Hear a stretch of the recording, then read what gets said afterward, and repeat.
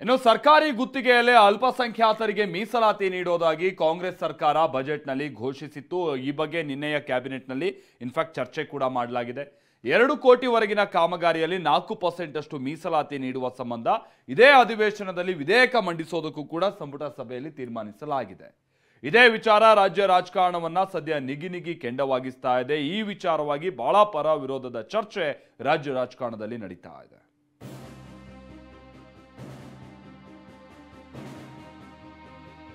ಮುಸಲ್ಮಾನರಿಗೆ -4%.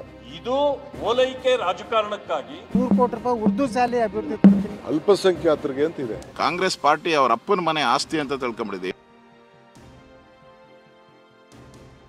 ಸರ್ಕಾರಿ ಗುತ್ತಿಗೆಯಲ್ಲಿ ಅಲ್ಪಸಂಖ್ಯಾತರಿಗೆ ಮೀಸಲಾತಿ ಜಟಾಪಟಿ. ಮುಸ್ಲಿಮರಿಗೆ ಮಾತ್ರ ಮೀಸಲಾತಿ ಕೊಡ್ತಾರೆಂದು ಕಮಲ ಪಡೆ ಕೆಂಡ. ಮೀಸಲಾತಿ ಜೇನುಗೂಡಿಗೆ ಕೈ ಹಾಕಿರೋ ಸಿದ್ದರಾಮಯ್ಯ ಸರ್ಕಾರ ಸರ್ಕಾರಿ ಗುತ್ತಿಗೆಯಲ್ಲಿ 2 ಕೋಟಿವರೆಗಿನ ಗುತ್ತಿಗೆ ಕಾಮಗಾರಿಯಲ್ಲಿ ಅಲ್ಪಸಂಖ್ಯಾತರಿಗೆ 4% ಮೀಸಲಾತಿ ಕೊಡಲು ಮುಂದಾಗಿದೆ. ಇದಕ್ಕೆ ಕ್ಯಾಬಿನೆಟ್ ಸಭೆಯಲ್ಲೂ ಒಪ್ಪಿಗೆ ನೀಡಲಾಗಿದ್ದು ಇದೇ ಅಧಿವೇಶನದಲ್ಲೇ ವಿಧೇಯಕ ಮಂಡನೆಗೆ ಸರ್ಕಾರ ಸಿದ್ಧತೆ ಮಾಡಿಕೊಂಡಿದೆ. ಆದರೆ ಈ ಮೀಸಲಾತಿ ನಿರ್ಧಾರದ ವಿರುದ್ಧ ವಿಪಕ್ಷ ಬಿಜೆಪಿ ಕೆಂಗಣ್ಣಿಗೆ ಗುರಿಯಾಗಿದೆ. ಪಾಲಿಟಿಕ್ಸ್ ನಲ್ಲಿ ವಾಗ್ಯುದ್ಧಕ್ಕೆ ವೇದಿಕೆ ಹಾಕೊಟ್ಟಿದೆ.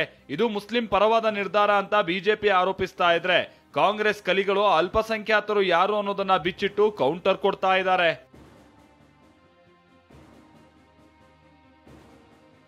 ವಿಷ ಬೀಜ ಬಿತ್ತೋ ಕೆಲಸ ಎಂದ ವಿಜಯೇಂದ್ರ. ನಾಡಗೀತೆ ಓದುವಂತೆ ಡಿಸಿಎಂ ಡಿಕೆ ತಿರುಗೇಟು. ಮೀಸಲಾತಿ ವಿಚಾರವಾಗಿ ಬಿಜೆಪಿ ರಾಜ್ಯಾಧ್ಯಕ್ಷ ಬಿವೈ ವಿಜಯೇಂದ್ರ ಕೆರಳಿ ಕೆಂಡವಾಗಿದ್ದಾರೆ. ಸರ್ಕಾರದ ನಿರ್ಧಾರ ಧರ್ಮಗಳ ಮಧ್ಯೆ ವಿಷ ಬೀಜ ಬಿತ್ತುವ ಕೆಲಸ ಅಂತ ಕಿಡಿಕಾರಿದ್ದಾರೆ. ಈ ಮಾತಿಗೆ ಗರಂ ಆದ ಡಿಸಿಎಂ ಡಿಕೆ ವಿಜಯೇಂದ್ರ ಮೊದಲು ನಾಡಗೀತೆ ಓದಲಿ ಅಂತ ತಿರುಗೇಟು ಕೊಟ್ಟಿದ್ದಾರೆ.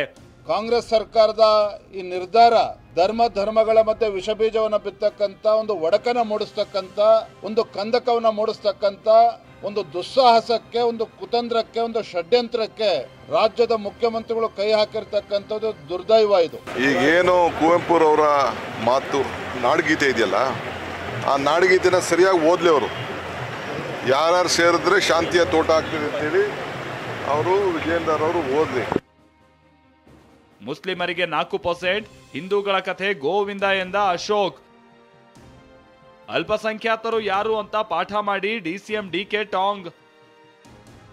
ರಾಜ್ಯ ಸರ್ಕಾರದ ನಿರ್ಧಾರವನ್ನ ವಿಧಾನಸಭೆ ವಿಪಕ್ಷ ನಾಯಕ ಅಶೋಕ್ ಖಂಡತುಂಡವಾಗಿ ಖಂಡಿಸಿದ್ದಾರೆ. ಈಗ 4% ಕೊಟ್ರೆ ಹಿಂದೂಗಳ ಕತೆ ಗೋವಿಂದ ಅಂದಿದ್ದಾರೆ. ಈ ಮಾತಿಗೆ ಡಿಕೆ ತಿರುಗೇಟು ಕೊಟ್ಟಿದ್ದು ಅಲ್ಪಸಂಖ್ಯಾತರು ಅಂದ್ರೆ ಬರೀ ಮುಸ್ಲಿಮರಲ್ಲ ಅಂದಿದ್ದಾರೆ. ಆದ್ರೆ ನಿಮ್ಮ ಉದ್ದೇಶ ಮುಸ್ಲಿಮರಿಗೆ ಕೊಡೋದು ಅಂತ ಛಲವಾದಿ ನಾರಾಯಣ ಸ್ವಾಮಿ ತಿವಿದಿದ್ದಾರೆ. ಅವರು ಹಿಂದೂಗಳ ಕಥೆ ಏನು? ಹಾಗಾದ್ರೆ ಹಿಂದೂಗಳ ಕಾಂಟ್ರಾಕ್ಟರ್ಗಳು ಇದಾರಲ್ಲ, ಇವತ್ತು ಮುಸ್ಲಿಮರಿಗೆ 4% ಮಾಡಿದ್ದಾರೆ. ಅದನ್ನ 50%ಗೂ ರೈಸ್ ಮಾಡೋಕ್ಕೆ ಹಿಂಜೇರದೇ ಇರೋವಂಥ ಸರ್ಕಾರ ಕಾಂಗ್ರೆಸ್ ಸರ್ಕಾರ ಇಲ್ಲಿರೋದು. ಯಾರು ಹೇಳಿದ್ದು 4% ಮುಸ್ಲಿಂ ಕೊಡ್ತಾ ಇಲ್ಲ? ಅದು 4% ಅನ್ನೋದು ಸುಳ್ಳು. ಅಲ್ಪಸಂಖ್ಯಾತರಿಗೆ ಅಂತ ಇದೆ. ಅಲ್ಪಸಂಖ್ಯಾತರು ಬ್ಯಾಕ್ವರ್ಡ್ ಕ್ಲಾಸು ಅಂತ ಇದೆ. ಅಂದ್ರೆ ಎಲ್ಲ ಮೈನಾರಿಟಿ ಅಂದ್ರೆ ಎಲ್ಲರೂ ಸೇರ್ತಾರೆ. ಕ್ರಿಶ್ಚಿಯನ್ಸ್ ಸೇರ್ತಾರೆ, ಜೈನ್ ಸೇರ್ತಾರೆ, ಪಾರ್ಸಿ ಸೇರ್ತಾರೆ, ಸಿಖ್ ಸೇರ್ತಾರೆ, ಎಲ್ಲರೂ ಸೇರ್ತಾರೆ. ಅವರನ್ನ ನೆಪಕ್ಕೆ ಜೊತೆಯಲ್ಲಿ ಸೇರಿಸಿದಂಗೆ ಮಾಡಿದ್ದಾರೆ. ಅವರ ಘೋಷಣೆ ಇದ್ದಿದ್ದು 4% ರಿಸರ್ವೇಶನ್. ಯಾಕಂದ್ರೆ ಅವ್ರಿಗೆ ಮೊದಲು ನೀವು 4% ಇದ್ದಿದ್ದನ್ನ ತೆಗೆದಿದ್ದು. ಅಂದ್ರೆ ಅವರ ಉದ್ದೇಶ ಮುಸಲ್ಮಾನ್ ಬಂಧುಗಳಿಗೆ ಕೊಡಬೇಕು ಅನ್ನೋದೇ. ಅಂದ್ರೆ ಇವತ್ತು ಏನಾಗಿದೆ? ತುಗಲಕ್ ದರ್ಬಾರ್ ಅಂತ ಯಡಿಯೂರಪ್ಪ ಕೆಂಡ.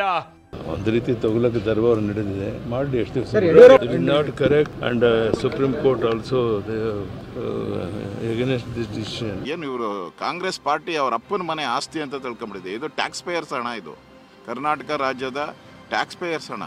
ಇಲ್ಲಿ ಲೂಟಿ ಹೊಡ್ಕೊಂಡು ಹೋಗ್ತಾರೆ ಇವರೆಲ್ಲ ಬಂದು. ಅವ್ರಿಗೆ ಏನಾಗ್ಬಿಟ್ಟಿದೆ, ಒಂದು ರೀತಿ ದೊಡ್ಡ ಶಕ್ತಿ ಬಂದಿದೆ ಈ ಸರ್ಕಾರ. ಇದಕ್ಕೆ ಸಿದ್ದರಾಮಯ್ಯ ನಾಳೆ ವಿಧಾನಸಭೆ ಪ್ರಾರಂಭ ಆದ ನಾಳೆ ಆಗ್ತದೆ. ಈಗ ಹೋಗ್ತಾ ಇದ್ದೀವಿ ನಾವು ಪ್ರಸ್ತಾಪ ಮಾಡ್ತೀವಿ, ಹೋರಾಟ ಮಾಡ್ತೀವಿ ಜನರ ಪರವಾಗಿ. ಡಿಕೆ ವಿಜಯೇಂದ್ರ ಮಧ್ಯೆ ಸರ್ವ ಸಮರ.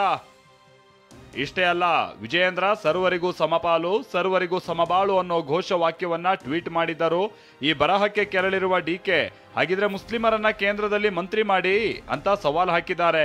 ಅಷ್ಟೇ ಅಲ್ಲದೆ ಮುಸ್ಲಿಮರು, ಜೈನರು, ಸಿಖ್ಖರು ಈ ದೇಶದವರೇ ಅಂತ ಬೆಂಕಿ ಉಗುಳಿದ್ದಾರೆ. ಸಮಪಾಳು ಅನ್ನೋರು ಯಾರೋ ಒಬ್ಬನ MLC ಮಾಡ್ಕೊಳ್ಳಿ. ಅವರು ಒಬ್ಬನ ರಾಜ್ಯಸಭೆ ಮೆಂಬರ್ ಮಾಡಲಿ, ಸೆಂಟ್ರಲ್ ಗೌರ್ಮೆಂಟ್ ಅಲ್ಲಿ ಮಂತ್ರಿ ಮಾಡಲಿ, ಒಂದಿಬ್ರು ಕ್ರಿಶ್ಚಿಯನ್ಸ್ನ, ಒಂದು 3 ಜನ ಮುಸ್ಲಿಮ್ಸ್ನ ಮಾಡ್ಕೊಳ್ಳಿ. ಆಗ ವಿಜಯೇಂದ್ರಗೆ ಸಮಪಾಳು ಅಂತ ಮಾತಾಡೋಕ್ಕೆ ಒಂದು ಅವಕಾಶ ಇದೆ. ಮುಸ್ಲಿಮ್ಸ್ ಇರ್ಬೋದು, ಕ್ರಿಶ್ಚಿಯನ್ಸ್ ಇರ್ಬೋದು, ಸಿಖ್ ಇರ್ಬೋದು, ಬೌದ್ಧರು ಇರ್ಬೋದು, ಅವರೆಲ್ಲ ನಮ್ಮ ದೇಶದ ಪ್ರಜೆಗಳು, ಕರ್ನಾಟಕ ರಾಜ್ಯದ ಪ್ರಜೆಗಳು. ರಾಜ್ಯ ರಾಜಕಾರಣದಲ್ಲಿ ಮೀಸಲಾತಿ ಸಮರ ಜೋರಾಗಿ ನಡೀತಾ ಇದೆ.